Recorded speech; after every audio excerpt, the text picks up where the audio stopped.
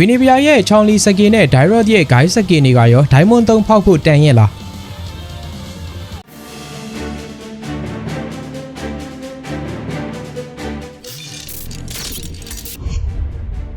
မင်္ဂလာပါပရိသတ်ကြီးတို့ရေ Street Fighter စကင်၄កောင်တွေကကန်နဲ့ရီရဲ့စကင်အနေထားကိုမနေ့ကကြည့်ခဲ့ပြီးပြီဆိုတော့ဒီနေ့ကျန်နေသေးတဲ့ချောလီနဲ့ဂိုင်းစကင်2កောင်ရဲ့အနေထားကိုအတူတူဝေဖန်လေ့ကန်ကြပါမယ်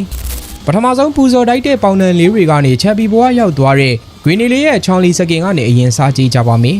ချောင်းလီဆိုတဲ့ character ရဲ့ background story မှာတော့သူမကကမ္ဘာအတန်မာဆုံးအမျိုးသမီးအဖြစ်လူသိများသလိုစံပြရဲအရာရှိတူလည်းဖြစ်ပါတယ်သူမရဲ့ဘဝတစ်လျှောက်လုံးရည်မှန်းချက်ကတော့သူမရဲ့ဖခင်ဖြစ်သူဟောင်ကောင်ရဲစုံတော့ဒိုရိုက်ပျောက်ဆုံးသွားတဲ့အတွက်ကလစားချေဖို့နဲ့မကောင်းဆိုးဝါးလျှို့ဝှက်အဖွဲ့အစည်းဖြစ်တဲ့ရှာတာလူကိုအမြင့်ပြတ်ချေမုန်းဖို့ပဲဖြစ်သွားတယ်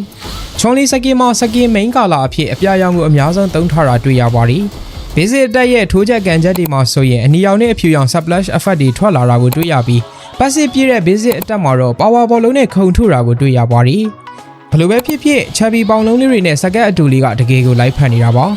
စကင်မကြိုက်ပဲ chubby ကြိုက်တယ်ဆိုရင်တော့မှဒီစကင်ကအကြိုက်တွေ့စေမှာဖြစ်ပါတယ်စကင်ဝမ်းမှာတော့ချွန်လီရဲ့လက်ထဲကနေအပြာရောင် effect တွေပါတဲ့ wave တစ်ခုနဲ့လှမ်းပစ်လိုက်တာပါနောက်ထပ်စကေးတူခုံအုပ်ချိန်မှာတော့မြေကြီးတွေအကွဲပြီးအပြာရောင်ချော်ရည်စီးချောင်းတွေပေါ်လာပါတယ်နောက်ထပ်တစ်ချက်စကေးတူ dash မှာတော့ချောင်းလီရဲ့ကူပွားရိတ်တွေကျန်ခဲ့တာလေးတွေ့ရမှာပါစကေးဖတ်တစ်ခုချင်းစီကိုအသေးစိတ်ရေးဆွဲပေးထားတယ်လို့မြင်မိပါတယ်နောက်ဆုံးအလန်းဆုံးကတော့ ultimate မှာဆိုရင် Guinevere ရဲ့မြင်နေကြ ultimate တွေလိုမျိုးစကတ်နဲ့အုပ်တာမဟုတ်တော့ပါဘူးချွန်လီစကင်ရဲ့ ultimate မှာတော့ခြေထောက်တစ်ချောင်းထောက်ပြီးတိုင်းခွက်တွေနဲ့သကောဝိုင်းထိုးလှည့်ပြသွားတာဖြစ်ပါတယ်ခြေထောက်နဲ့သွားတဲ့ direction တိုင်းမှာအပြာရောင် tree effect တွေထည့်ပေးတာကိုလည်းတွေ့ရမှာပါနောက်ပြီးရှေ့စကင်တွေတုန်းကလိုပဲချွန်လီရဲ့ပုံကညာဘက်ထောက်မှာပေါ်လာအောင်ပါပါနောက်ဆုံး recall animation မှာတော့ရှေ့စကင်နေလိုပဲတိုင်းခွက်ပြပြီးတော့အိမ်ပြန်သွားမှာဖြစ်ပါတယ်ပေါင်လုံးတုတ်လေးတွေကြိုက်တယ်ဆိုရင်တော့ချွန်လီရဲ့စကင်ကဝေခြင်းစီရပါပြီစကင်ဝယ်ဖို့ event draw လေးဖို့အတွက် diamond နေလိုလာပြီဆိုရင်တော့ Telegram က @1shot7 gaming မှာလာရောက်အားပေးနိုင်ပါပြီချွန်လီပြီးတော့ guy ရဲ့စကင်ကိုဆက်ကြည့်ကြပါမယ် guy ရဲ့ character နဲ့ Dairo ရဲ့ design အနေထားကတော့လုံးဝအကွာကြီးပါDairo ခက်ငယ်ငယ်ကအကောင်စိုးလေးဆိုပေမဲ့ guy ကတော့ Marcel ကြီးကြီးတွေနဲ့ Marine စစ်သားအထားကြီးနေပါ guy ရဲ့ background လို့ကတော့